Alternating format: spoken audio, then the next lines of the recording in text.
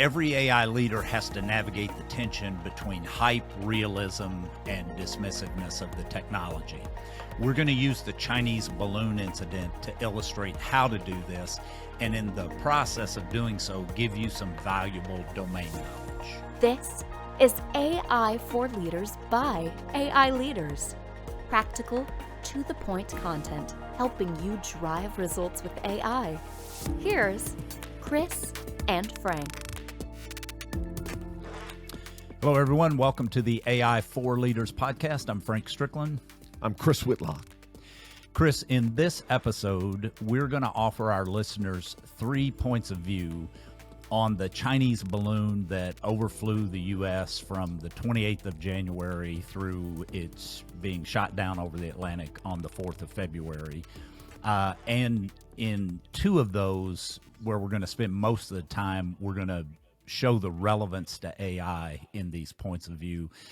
Before we dive into the points of view and dig deep on the details, let's just briefly outline them and their relevance to AI. Why don't you kick off with the first? Well, I think the first one, and it's relevant in a lot of areas, but definitely for AI, and we talk about it in the book and in the training, we want as leaders to cultivate a good, balanced, and realistic sense for what is possible.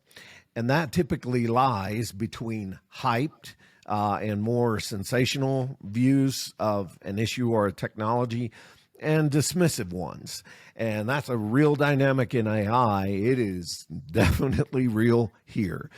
So our first point of view is finding that balanced perspective between hype and dismissiveness is really important. Yeah, so in the second, we've observed where sensing systems are concerned, and we've observed this throughout our entire career, it is really easy to overestimate the capability of sensing systems. It's almost as if everyone, to include professionals in the national security community, are living in a Tom Clancy movie.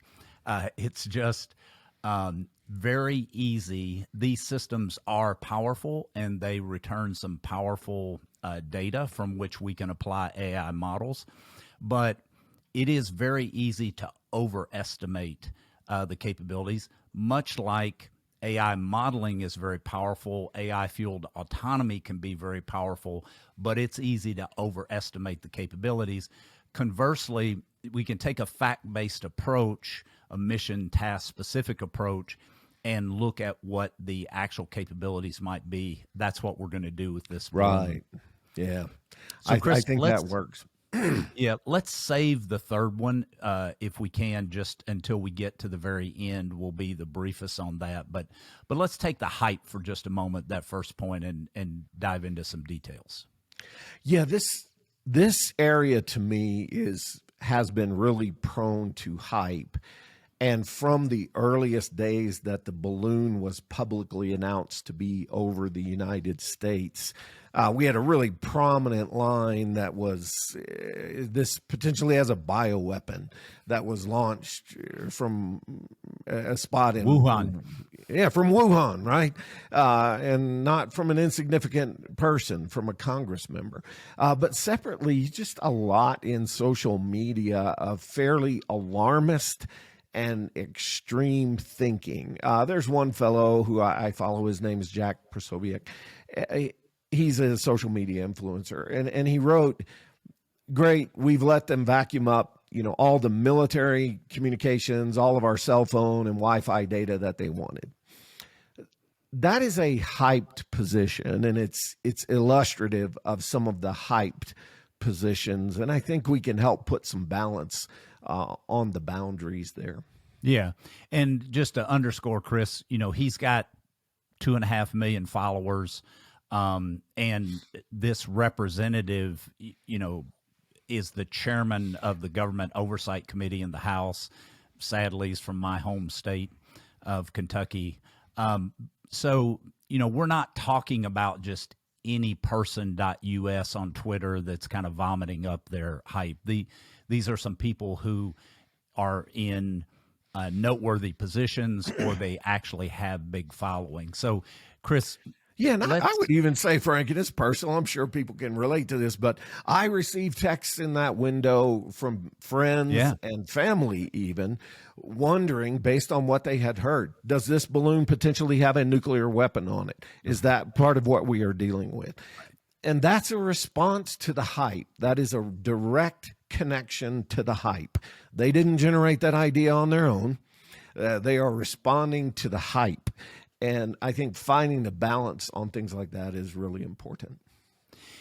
Yeah, and so as you and I sort of looked at that in context, and we know and we've talked with aviators both recently, but also throughout our career on the extensive planning that goes on just to fly on the boundary of a country, not violating the country's airspace, but just standoff collection around the boundary.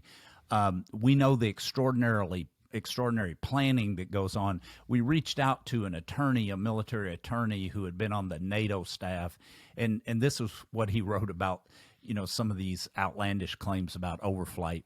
While it's possible the PLA, the People's Liberation Army, that's the military wing of the Chinese Communist Party, while it's possible the PLA might try something this provocative during peacetime, it would plainly violate international law. Just stop there for just a second. Okay. No fan of the Chinese Communist Party or the PLA.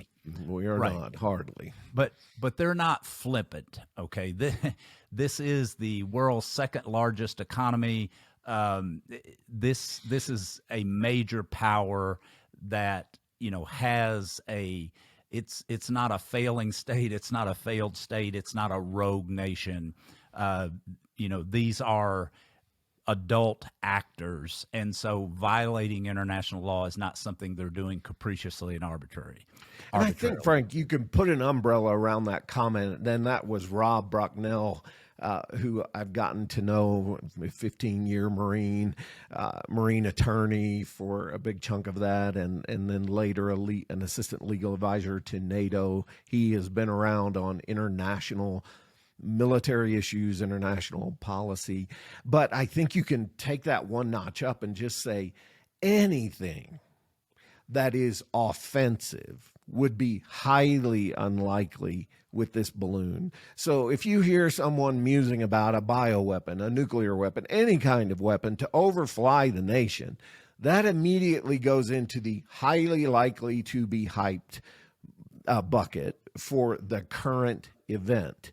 Now, where you have to guard on the dismissive side is they may be testing, probing, et cetera, for future applications with something that's more benign. But for this balloon, the notion that they're doing anything offensive, electronic warfare, people even hit me up on, could this be cyber? And right. I was going around with one friend of mine, Dr. Kane Tomlin. Kane's a professor around national security issues, and he consults in a variety of places. But he had written me and said that the Chinese present many more substantial and realistic cyber threats rather than trying to execute a cyber attack via a balloon, an operation that would be really technically challenging. He actually then went to electronic warfare. He's like, electronic warfare options would be a lot more realistic, attacking the analog signals that are in the electromagnetic spectrum. But and this is him, that's just not a peacetime option realistically, right, quote unquote. And I think that's the message for people is anything that's offensive, a weapon system, et cetera, it's highly unlikely they're going to put that on a balloon, which is intended to crash, which probably has a termination device to separate the payload from the balloon to bring it to the ground, right? You're not going to put a nuclear weapon on that. Right. So kind of two data points in dealing with hype with facts, kind of two data points people can take away from this first point of view on our part is that to overfly a country with a balloon like this and violate their airspace, it is a violation of international law, and major countries don't do that capriciously and arbitrarily. And then secondly, any type of offensive weapon, even if it were EW in nature, electronic warfare in nature, any type of offensive capability would violate Article 51 of the UN Charter, which again, Very potentially. Yeah, yeah, very. I don't think the Chinese are doing that arbitrarily. So, Chris, what we can then kind of deduce is most likely the payload on this balloon is some type of passive sensing system, maybe collecting communications, maybe various types of imaging. So let's get into our second point then and sort of dig in on the sensing capabilities and taking hard facts and seeing what we can infer about the potential capability of the payload based on hard facts. Yeah, I think that's good. I mean, and as people leave this, just as you're listening, if the hype, more anything offensive, anything that, would push these hot buttons that people are doing in the public space, probably hype. But to passively gather data, yeah, absolutely. Fair game. Would they do that? Could they do that? For certain. Yeah. And it's been interesting to me, Frank, some of what is written and some of what is in the media. I think we can look at that to help frame options for people. Let me share this one screen from that Time article last week we were talking about. So in our second point of view, we noted in the upfront that people tend to overestimate sensing capabilities. And again, candidly, Chris, you and I have been around sensing capabilities both in the signal space and in the imaging space of various types for most of our 40-plus year careers. You started out as an analyst of imagery collected off of satellites and the U-2. I started out as an electronic warfare operator and collector of signals intelligence. And we've just been in that for most of our careers. And what's remarkable, and this is going to be a case example, is in many cases, the overestimation can actually be done by people who are very well credentialed in the space. So this is an excerpt of an article that came out just about a week ago on February 16th in Time magazine. So it's not in some rag. And this gentleman, Nicholas Efthymides, is a retired intelligence officer. He worked in the Defense Intelligence Agency, and he's very reputable. He is very, in his space, he is very reputable. Yeah, if you looked at his background, not only has he authored a book, as you can see here, on Chinese intelligence operations and tactics, but he has led a number of teams in his government career that dealt with remote sensing and the data on remote sensing. So you would look at his background and say, okay, he's an authority. Well, for those who are listening and can't see this slide, the excerpt from the article is Efthymides says the following: many wonder whether the recent penetration of U.S. airspace by a Chinese surveillance balloon constitutes a so-called Sputnik moment in U.S.-China relations. Let me stop there and make a quick comment. The Sputnik moment, when the Soviets beat, quote unquote, the U.S. to space, was a really gigantic strategic deal, okay, in the very early days of the space race. So he continues, China blatantly violated U.S. sovereign territory. Yes, true. they did. And unlike the shadowy world of espionage, it did so in full view of the American public. The American public wants to know how and why, and Washington is coming up short on answers. So he's critiquing the government right off the bat. And so he's going to say the following in characterizing the potential of this sensing system. And again, for those who are listening, we he gave seven ways, Frank, that the Chinese may have used this balloon. I popped up one of them. You ought to unpack that quickly. One of the seven. Yeah, so one of the seven is on, quote, high-resolution imaging. And from the article, I'll quote, a simple commercial-grade satellite telescope on a high-altitude balloon would be capable of distinguishing ground targets 1 inch apart. a significant increase in capability over any satellite. And so the two key data points for those here who don't have a remote sensing background: a simple commercial grade satellite telescope, and then distinguishing ground targets 1 inch apart. So we're going to take fact-based data about this payload and about other telescopes that can be talked about, and we're going to assess the credibility of this statement. Spoiler alert, it's not credible at all. So it's not easy. Yeah, what they're talking about is not easy. And to me, Frank, this I'll put up this image that I just found really compelling. There is a fellow who is a storm chaser in Missouri. His name is Tyler Schlitt, and he also is really avidly into astrophotography. And late in the journey, as the balloon was traversing the United States, he captured what is regarded as the best, clearest shot of the balloon from the ground.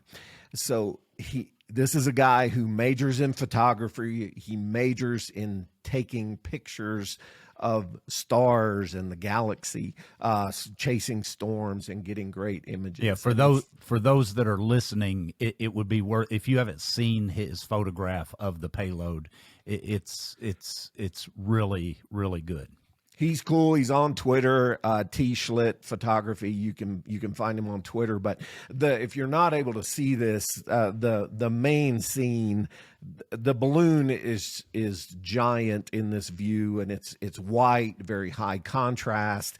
And then you've got the solar panel arrays, which are prominent on the superstructure of the balloon. So they created a superstructure, who knows, aluminum, styrofoam aluminum, that they can hang a whole array of payload components on, solar panels, batteries, sensing payloads, communication payloads. They had the DoD has said they had a propulsion system on the balloon, but you're seeing that in his photograph, which is the clearest one taken from the ground. That's what Tyler has given us as a gift. So, Chris, Now, forgive me, before you move off this, just kind of level set, keep everybody with us. And for those, there are many data scientists who haven't spent a day around remote sensing, and this is important domain learning, among other things. So you can think of these remote sensing systems, whether it's a spacecraft, an aircraft, a balloon, a ship, a submarine, a ground-based capability, at a high level, the platform that is carrying the payload and the payload itself. And this picture of the payload, and we're going to get to DoD's characterization of the payload in just a moment, but the payload has a scaffolding. And you can kind of think of, you're walking in your metro area and there's scaffolding up around a building that's being refaced or whatever. It's scaffolding that you're going to bolt things to. And you have power and the associated components with power. You have propulsion and navigation. You have communications. And then you have what is really, in technical terms, is the payload, the definitive article, which is whatever mission the platform is designed to perform. So not nuclear weapons. Yes.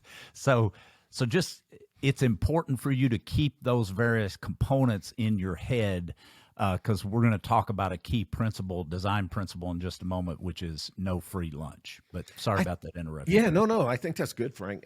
To me, what was interesting about this, and you can kind of characterize it relative to Nicholas's statement, which is, in the imagery community, there is a scale used to describe the resolution of any particular image.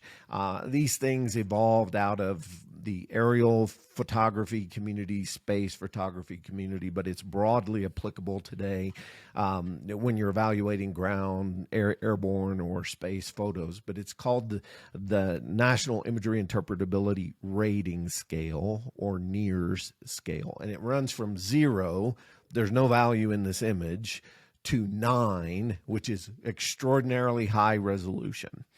to give you an idea of a NIRS 9 image, you would be able to look at a barbed wire fence and see the barbs on the wire. You'd be able to look at screws or fasteners and tell, are they Phillips head, are they cross slot, or common head. So Chris, simple. when he talks about distinguishing objects on the ground 1 inch apart, what NIRS level is he He's talking? in the NIRS. You're in the NIRS 9 at that point. Right. They're roughly speaking, and it's not a simple math calculation, which is why the NIRS scale exists. There is the ability to resolve these objects of different sizes, but especially when you're airborne or you're on a spacecraft, you're looking through atmosphere, and you might have all the math working in your favor from an engineering perspective, but you're looking through haze or you're looking through some form of atmospheric distortions. And so the math answer is not necessarily the right answer. And the NIRS scale gives you a way to describe, what am I able to see? And in a NIRS 9, it would be super high resolution. My look at this, as an example, there are NIRS indicators, so objects you would be able to see for all different forms of things, naval vessels, aircraft, ground, electronics equipment, etc. And the NIRS 6 standard, so you'd be above average. The NIRS 6 standard would be, we can tell the shape of types of antennas. And if you look at the right-hand image where I zoomed in just a little bit, you see what appears to be a potential antenna, and you can see its shape. That looks like NIRS 6, but you can also see we are a long way from being able to see the barb on barbed wire fencing. Right. Or are those Phillips head or cross head screws, cross slot Right. screws that are securing those fasteners? And Chris, that NIRS discussion was really helpful, I think, to our listeners, especially those that haven't lived in this space. So you mentioned the word average and NIRS 6 being a little better than average. So the imagery analysts that are working in the intel community and Department of Defense, et cetera, and national security today, are you suggesting they're not sitting around looking at NIRS 9 imagery all day? Yeah, I'm suggesting exactly that. Okay. Yeah, I'm suggesting exactly. Well, and even, we have had this fantastic explosion in the range of commercial imaging spacecraft. Crumb, there are companies that operate balloons that will take high resolution photographs. They're out there, but it's much more common to be at the half-meter resolution, which you're more 20 inches, 12 inches. You're kind of in the NIRS 5, NIRS 4 band routinely. But what's interesting to me about Tyler's picture, and he did a great job capturing it. I'll show another one. This is by another very avid photographer. His name is Chase Doak, Doak. He is also on Twitter. He's gotten publicized because he captured some photographs of the balloon. Now, in the photographs that I am showing, you're looking through a window into the sky, and I have annotated the object with a red arrow because it's really hard to see it if you didn't know what you were looking for necessarily. It's a very small dot, white dot in the sky. Now, it's high contrast, so that little white dot tends to stand out. But the first thing I see when I look at this image is, wow, I'm looking through a lot of cloud, a lot of haze, a lot of cloud cover.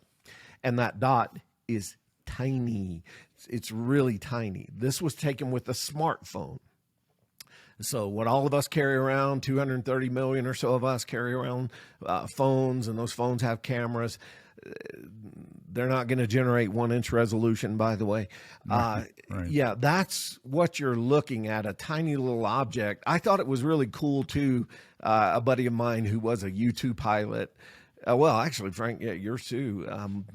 Dan sent me this photograph of a picture of the balloon and its payload hanging below from a U-2, from a U.S. U-2 aircraft. A cell phone photo. I don't know. Probably. I would suspect that he was using a digital camera, and I also suspect they didn't give us the highest resolution one. Yeah, make publicity. the point I wanted to make for those that are viewing it, Chris, is this is not the payload camera on the U-2 that's taking this image. No. This is the pilot taking a picture out of the cockpit. Exactly. Right. A pilot taking it out of the cockpit. But the point is, the kind of camera we use, the kind of device we use, has obviously a really big impact on the kind of resolution that we can create. Now, what was Tyler using? This is back to Nicholas's point. A simple commercial satellite telescope. Simple.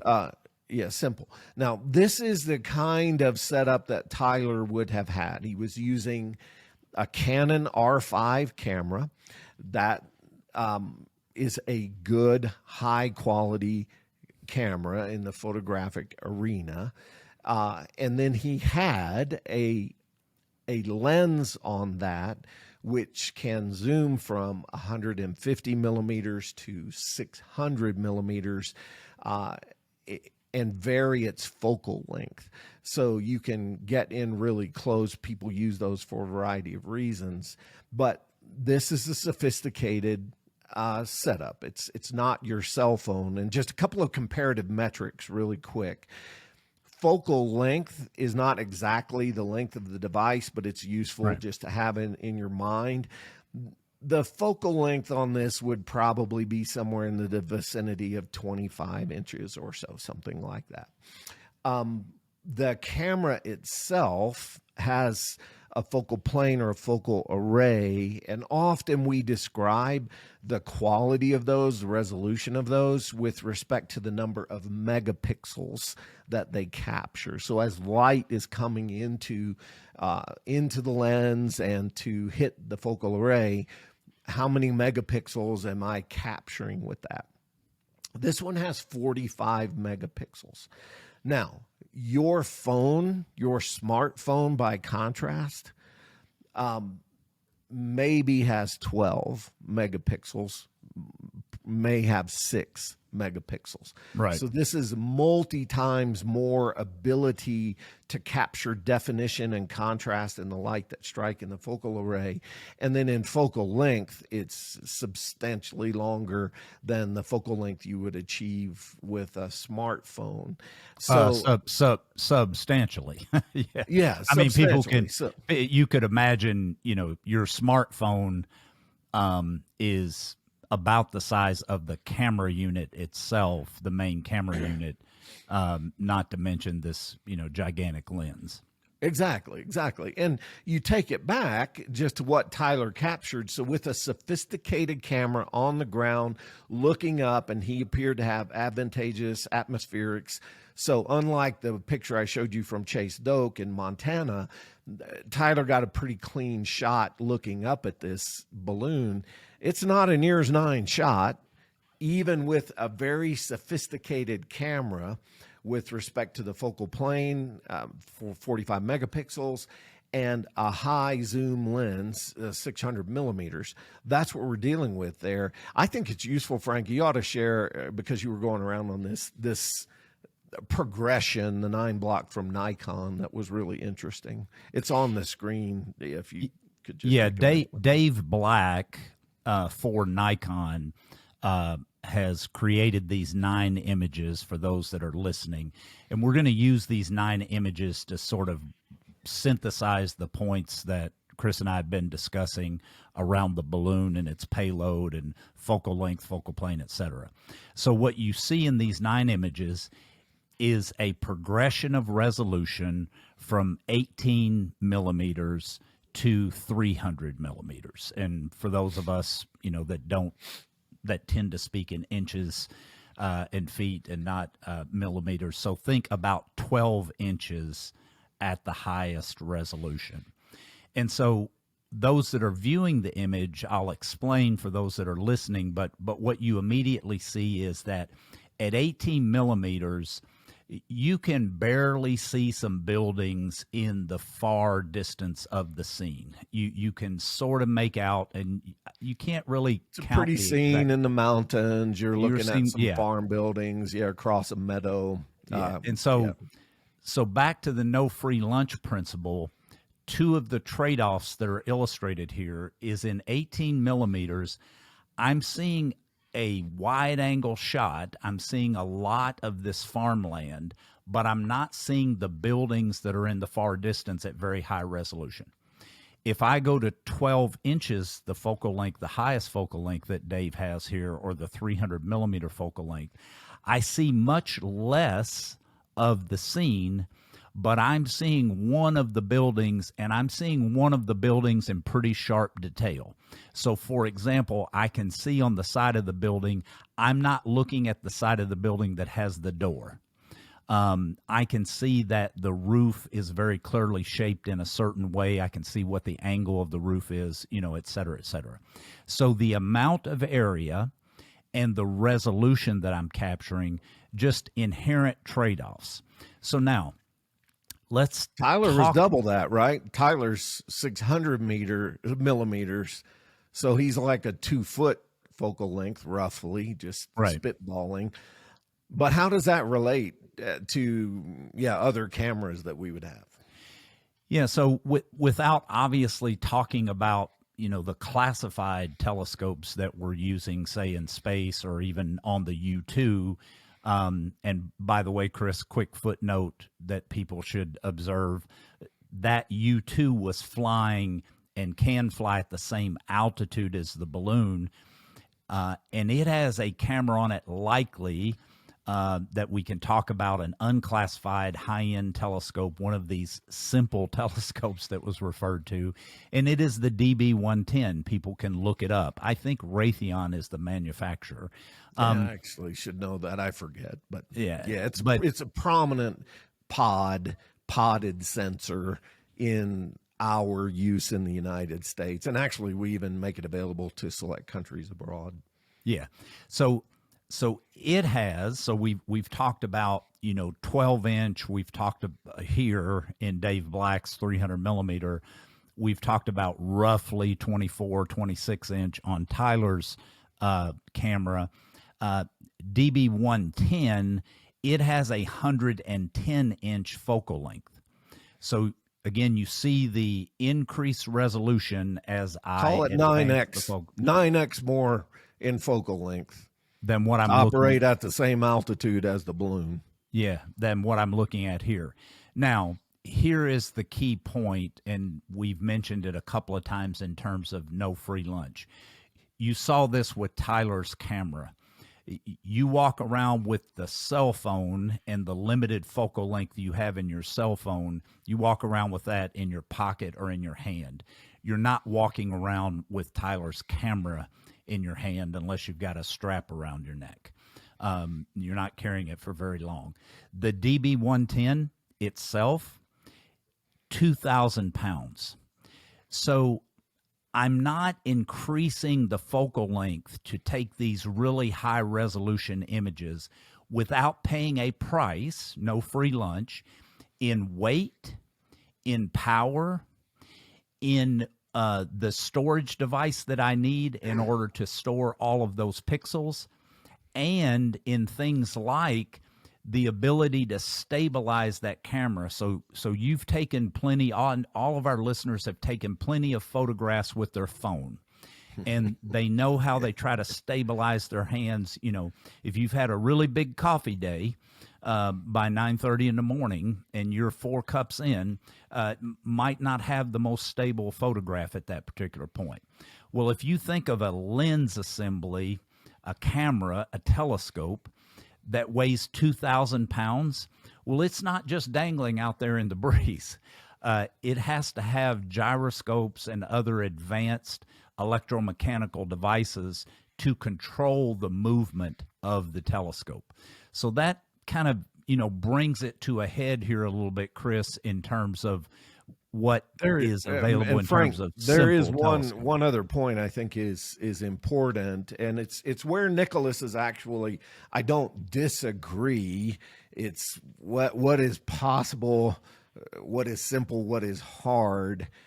There are some companies here in the United States. There's a really innovative one in the state where I live in Colorado called Urban Sky, and they operate cameras that will generate kind of in the vicinity of NIRS 8 quality images from the stratosphere, from the same altitude where this balloon was. But those cameras are nadir faces. They're pointing down. Straight down. Oh, yeah. The DB110, like a sophisticated pod that we use for intelligence collection, it can slew out off track or along track. And I forget, it's like 80 miles plus Right. that it can look out. Well, with a simple camera assembly, would be more common, and this happens in mapping. I orient it to a specific direction, then move the platform around. I'm not able to do a lot of sophisticated movement, slew, settle, image, that process.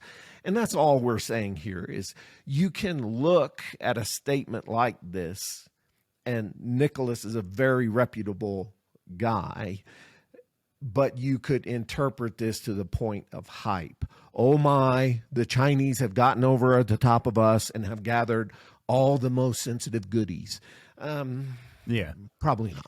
Yeah, it is, to be clear, it's not that NIRS 9 or distinguishing objects 1 inch apart is impossible to do from a telescope. We're not saying that. It's not normative.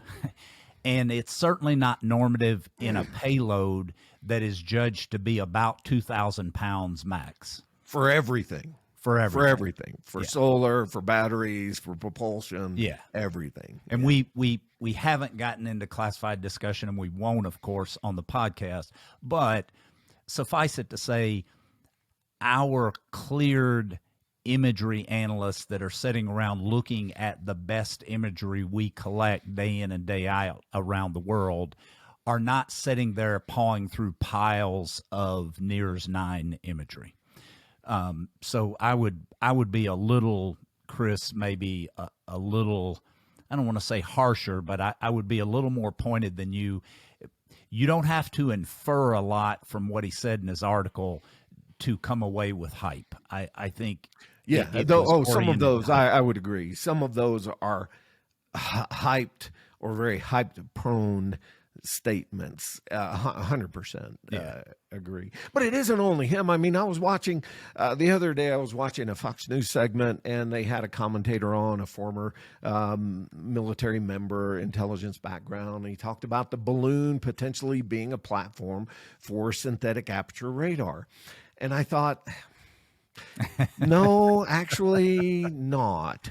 This is another example. Don't need to belabor this one, Frank, but the whole notion of synthetic aperture radar, for anyone that has worked around it, we create a synthetic, a false aperture or antenna length by moving the platform quickly, right? We turn on the imaging device, we move in the platform, we're collecting responses back, and synthetically we're creating a long aperture. The balloon is slow. You don't look at synthetic aperture radar for a slow moving platform. And it's that kind of stuff that's out there. Now, I thought Nicholas, though, raised another, one of his 7 struck me as very reasonable, and that is the Chinese may have had devices on this that were explicitly designed to gather climate and weather information.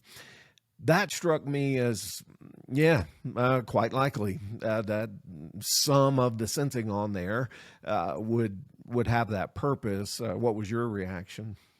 Yeah, I mean, you think about other sensing techniques. So we've talked about, imaging in what technically is called the panchromatic space. It's the frequency range that your eyes see, basically, starting with black and white, but visible imaging, and then synthetic aperture radar using radar. Well, there's other technologies. You can use light waves or lasers, what is known as LIDAR, And so, like radar, I'm using light waves, quote unquote, to image. They're very, very tiny. They're very responsive, reflective to smaller objects. And so they're used for everything from climatological studies to one of the more fun, some of our listeners may have seen this, uses is to image underneath canopy, like in a rainforest, to get below the canopy. Again, very, very small waves, so they're penetrating the rainforest canopy, and finding ancient civilizations in places like Guatemala that haven't been discovered before. And so that's a standard use of that for those types of, to include climatological studies. And so it's plausible. It's far more plausible than 1-inch visible imaging. It's very plausible it could have had that type of payload. Yeah, where I could see that, and it's common. We fly these in NASA. They've flown in space. LiDAR scanners have flown in space. They've flown on balloons, but very heavily oriented to climate data because they can pick up small particles, right? That's Right. one of the advantages with them is they sense really granular things. But from that altitude, it's not like you're going to get exquisite spatial information. You're not going to observe 1-inch objects on the ground from 60,000 feet in all likelihood. The high resolution LiDAR collection that I'm familiar with would happen much more routinely, like 3,000 to 5,000 or 3,000 to 6,000 feet. Oh, good point. Yeah. So making a distinction, the discovery of ancient civilizations and being able to see pyramids and temples and that sort of thing, that imaging is occurring at like 3,200 feet on an aircraft. Yeah, see, that is not a surprising figure to hear, right? And U.S. Geological Survey, we use LiDARs in the United States. They've done some really interesting work in profiling sites and locations, national park and otherwise.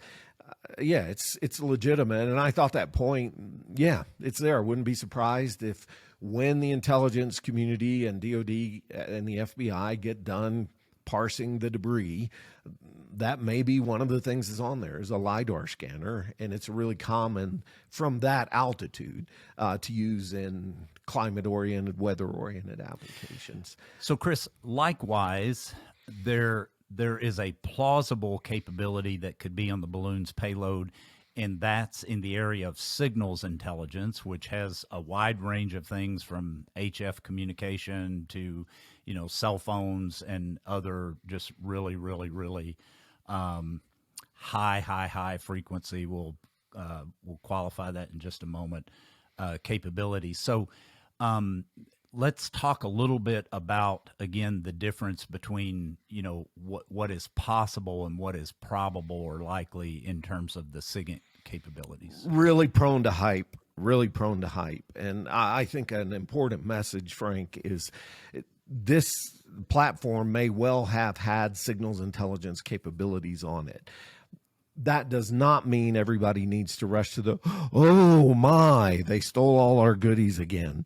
Not necessarily. And there are some pretty significant limits that are at play.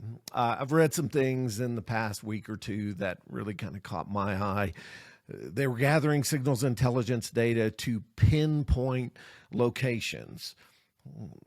Okay, you have my attention. Then there have been others that, the Jack Prosobiec tweet was a really great example. They vacuumed up all of our cell phone data, or as much as they wanted of our cell phone data, our Wi-Fi, etc. Nicholas, in his Time article last week, he offered up 3 areas, and I didn't think any one of the 3 was compelling at all. One of them was to collect quote-unquote high-frequency data. One of them was to get in between and collect SATCOM or satellite communications downlinks, and then one of them is cell phones. And I just don't find any of those particularly credible. Maybe we take let's just take that and go. So, Frank, in this area where people may not be as highly familiar, think of the radio that you're tuning on your car. It's in FM, and you might dial up 98.5 or 100.1 megahertz. that's a frequency reflection. It is a reflection of radio frequency, and it runs from relatively low, 3 megahertz or so, all the way up to many, many thousands of megahertz. So a direct TV antenna, for example, is extraordinarily higher frequency than your FM radio in your car receiving 98.5 classic rock. Let's take his high frequency proposition. I looked at that, and I will tell you honestly, I rolled my eyes. So we're gonna provocatively fly a balloon over the United States of America to collect high frequency information. You're a Marine, you served in a radio battalion. This is kind of bread and butter in a radio battalion, even to today. HF to me, and then I'm curious to get your reaction, but HF is a little bit of a misnomer, high frequency, because it's not actually high. At the time it was labeled, high frequency. When Marconi did his experiments, it was high frequency, but it's not particularly high in the range of the electromagnetic spectrum and everything that goes on in that space. It's at the low end. But I mean, how do you react to that, just from your experiences and what you know about HF communications, that would be one of the things they could have done with the balloon, is float it to gather HF communications? Yeah. It's implausible, bordering on ridiculous. And here's why. Without taking people through, a big discussion of electromagnetic spectrum, in the HF area, about 3 megahertz to about 30 megahertz, the way the energy behaves, the wave that is modulated with information, say communications, someone talking, those waves bounce off a portion of the atmosphere called the ionosphere, and they reflect. And so the systems that use HF generally, most often, are designed to take advantage of that. So, Chris, you're on one side of a mountain running an op. I'm on another side of a mountain running an op. We do not have line of sight. The energy between us cannot flow through the mountain. And so HF is a good communications capability at that point, because we can bounce the waves off the ionosphere and we can talk to each other from different sides of the mountain. Over long distances. Over thousands of miles, yes. Yes, I mean, that to me is the immediate things. It's like, I can collect HF from a lot of different places. I've got a good friend. He's a great guy that lives in Atlanta, Lynn Holcomb. He has been a ham radio aficionado for a long time, and I was bouncing this around with him the other day, among some others. Yeah, also Marine radio battalion types, Matt Lanier and some others, and they all kind of cocked their head at that notion. It's like, why would you even do that? There are other good ways to collect that data. It's not that hard. You could do it from a Chinese consulate in the United States if you wanted to, as an example, right? Yeah, or even outside I mean, I'm a radio battalion Marine in 1980 in the early 80s, and we're collecting HF communications on the Soviets at that time, and we are collecting from hundreds to thousands of miles away from where the actual emitter is taking place. It's the way the physics drives the train. Right. So, and that one I looked at and I was just like, man, you lost me out of the gate. That was number 1 of 7 in his list. And from a technical perspective, that one derailed for me. His second one was related to satellite communications. And the notion was, I'm going to fly this balloon across the United States because I want to get between a satellite that is sending signal, like DirecTV. Think of DirecTV. It's sending a signal all the time. I want to get between that and a ground terminal that is trying to receive that signal. What struck me as relatively preposterous in that is just the nature of the problem. Frank, if you think about it, I'm going to pop a map up, particularly with these more sensitive kinds of signals where in microwave and higher, we're trying to move a lot of data. And this is what's on the screen right now is a direct TV beam map over the United States. Over the United States of America. And if you look at it, it looks like a kid has drawn a bunch of circles, all over the United States. Now, each one of those is a reflection of the spacecraft that is propagating it, and won't explain the background there, it doesn't matter. The frequency range, and all of these are much higher than the HF communications Frank was talking about. They're sensitive to line of sight. You need to position your dish on the ground to be in direct line of sight to the spacecraft, which is beaming this down. And none of these beams crosses all of the United States at 12 gigahertz. The higher the frequency, the smaller the beam would be a general principle you could apply. And none of these beams does that. Now let's take Montana, which, people have speculated quite a lot about. There are 1, 2, 3 beams that cover Montana. One covers the entire state, and another one covers the primary areas of speculation. You don't need to fly a balloon there. You need to position a ground terminal permanently in that environment because you want a copy of the signal all the time, right? To float a balloon through that for a day is kind of for what? What random shot do you get at potential information? It just didn't make any sense to me. It's not the way you would come at that problem. It's back to theoretically possible versus operationally probable. Could you theoretically float through one of these beams and gather up some data? Sure, you could. But operationally probable.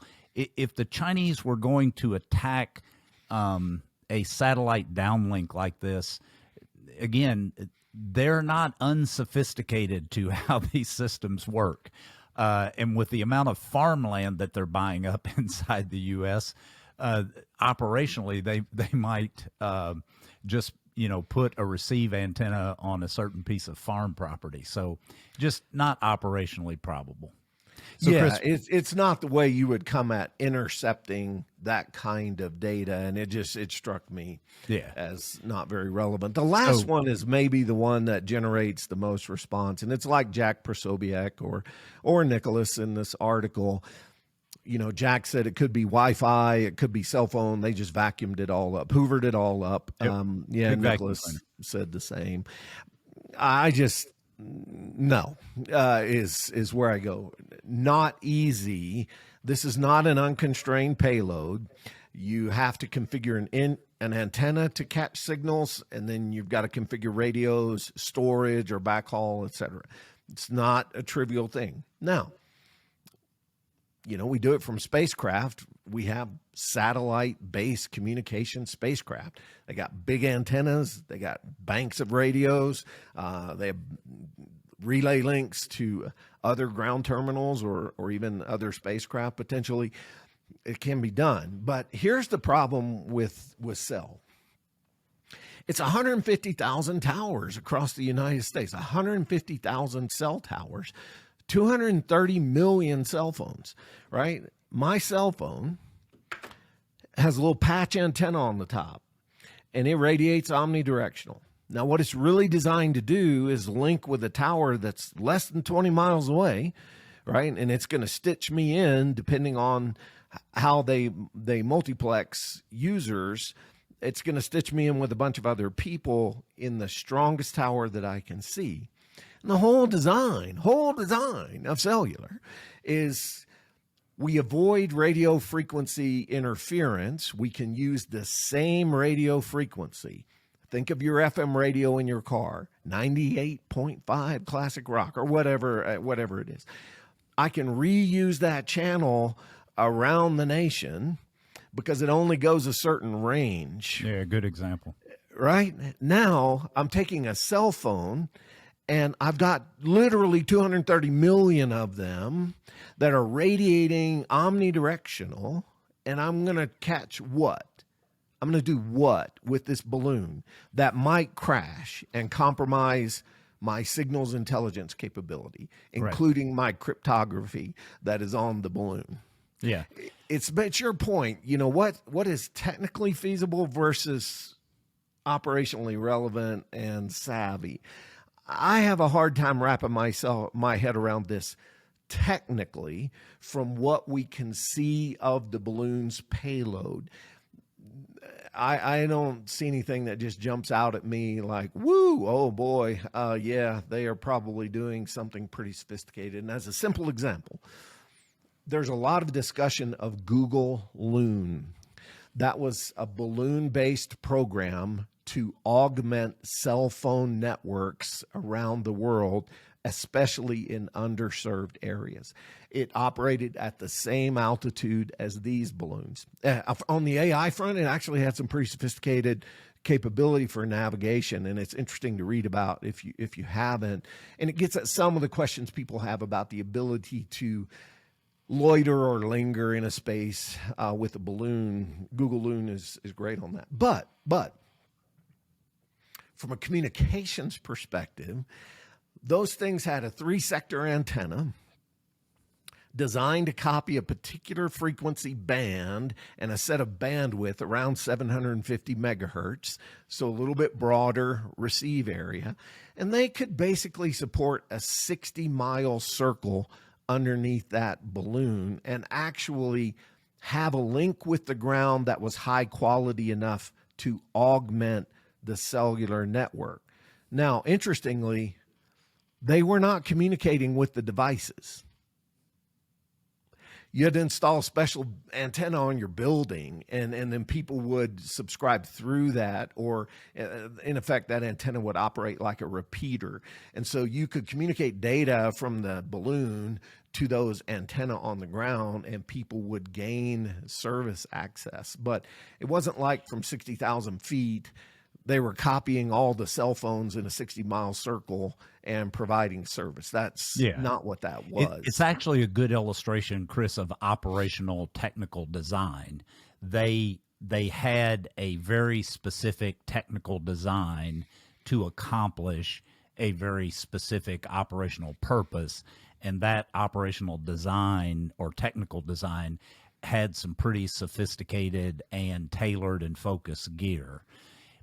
Let's just go back to the balloon. I think you have a great graphic to show here. So if we're on a balloon, to your point of how you characterize, cell phone towers and omnidirectional cell phone comms from a device here in the U.S., 230 million of them, looking down on that from a balloon and, quote, seeing all of that energy, use this graphic to talk about what it looks like, and then I'm going to give an analog that everybody can relate to.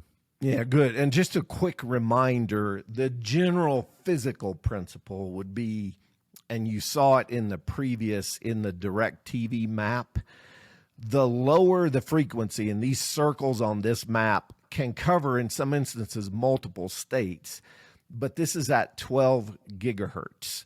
It's high up there without unpacking what that means. A cell phone tower and the cell phones themselves are typically much lower. Let's call it 2 gigahertz. The lower the frequency, the bigger the area that you're looking at, the more potential devices that you can see. Now, here's the relevance of that. And I was going around on this with another former radio battalion Marine, and it's a display referred to as a spectrum analyzer.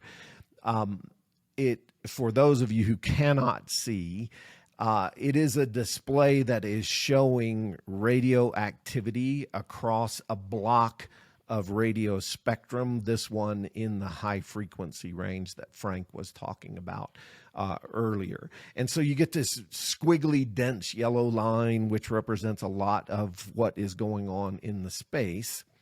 But in the center, for those of you who can see the screen, you'll notice there's a sharper yellow spike that would be of interest, and you could tune to that and potentially listen. Ham radio operators do this all the time, right, in this space.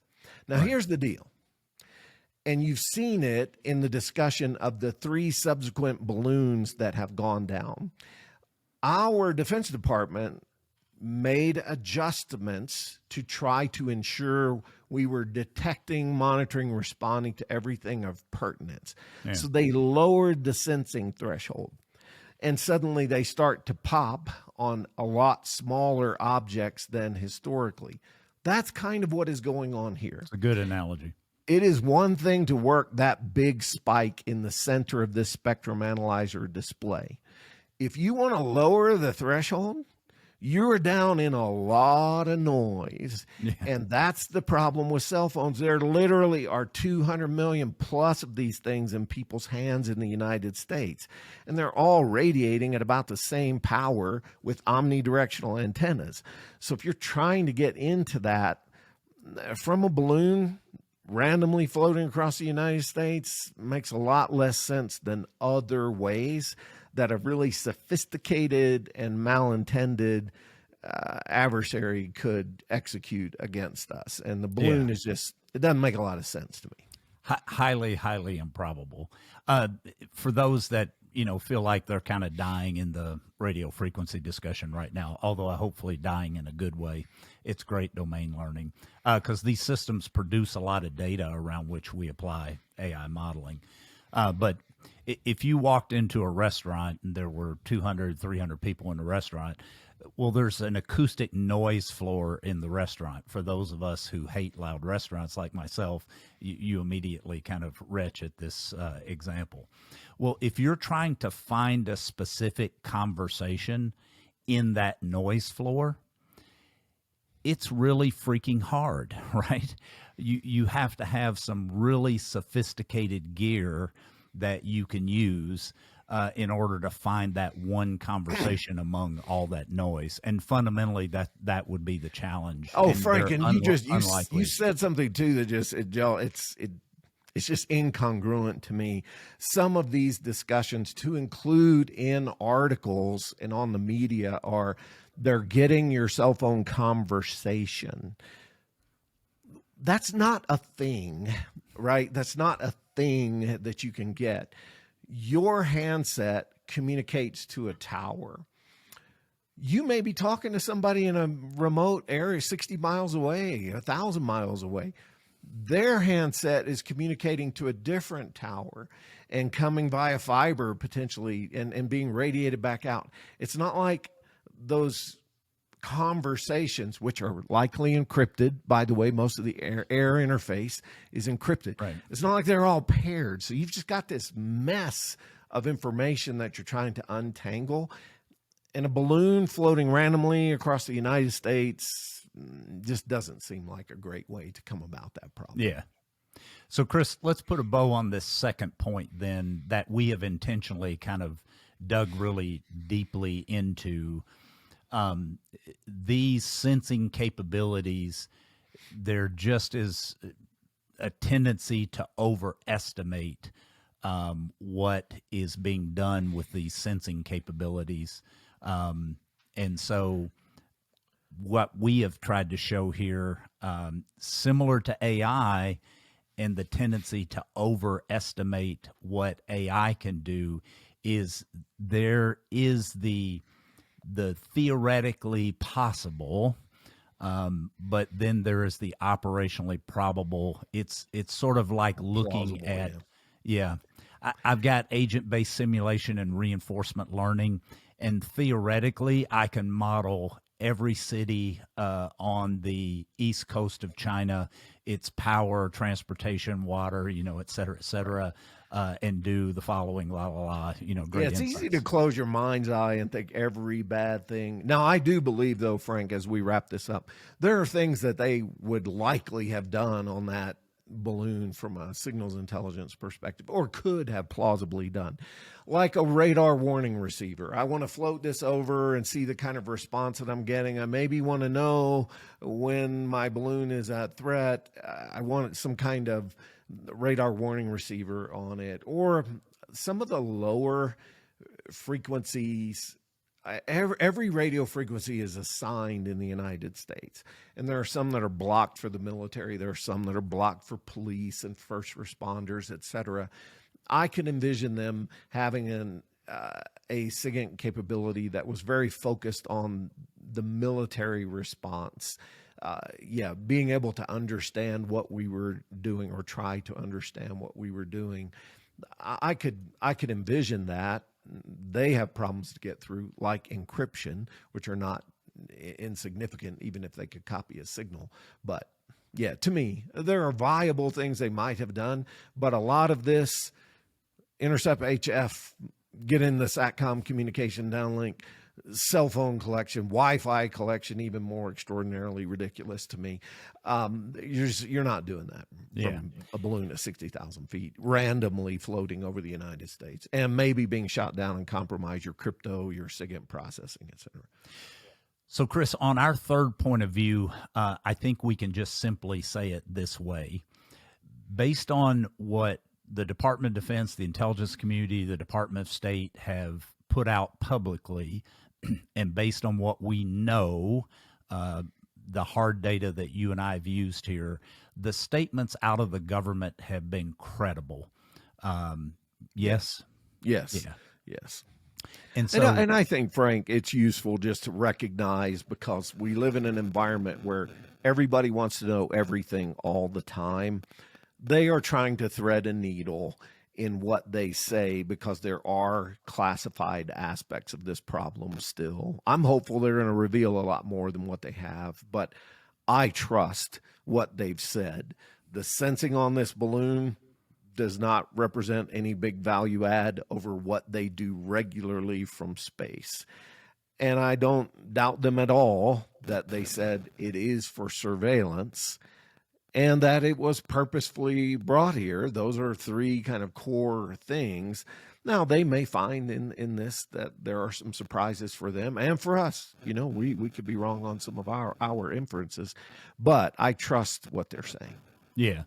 As we've shown in the data that we've used for the analysis, and we know this for a fact, the government has far more and far better data than we've used in this analysis.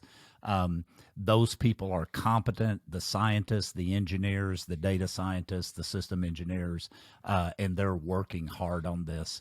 So we would just suggest in our third and final point of view that kind of ratcheting up the tension with China, and we are no fans of the Chinese Communist Party or the People's Liberation Army, not at all. But we would suggest let's not go needlessly hyping a situation that ratchets up the tension between the two countries.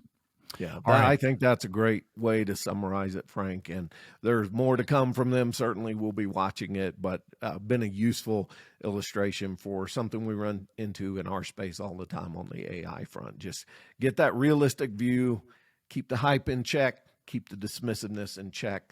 It's all happening. It's all real. You're just trying to find the most balanced point of view. Yeah. All right. So listeners, if you are watching on YouTube, please subscribe, give this a like. If you're listening on Apple or Spotify, please rate and review. Those things take you just a few seconds, but they really help get the word out to others across the national security community. You'll see links below this video on YouTube to some of the resources, or you can just go to our website at ai4Leaders.com. We have a lot of resources there for you to develop your ability to integrate AI into major programs and deliver results with AI projects. And until the next episode, we appreciate you. Indeed.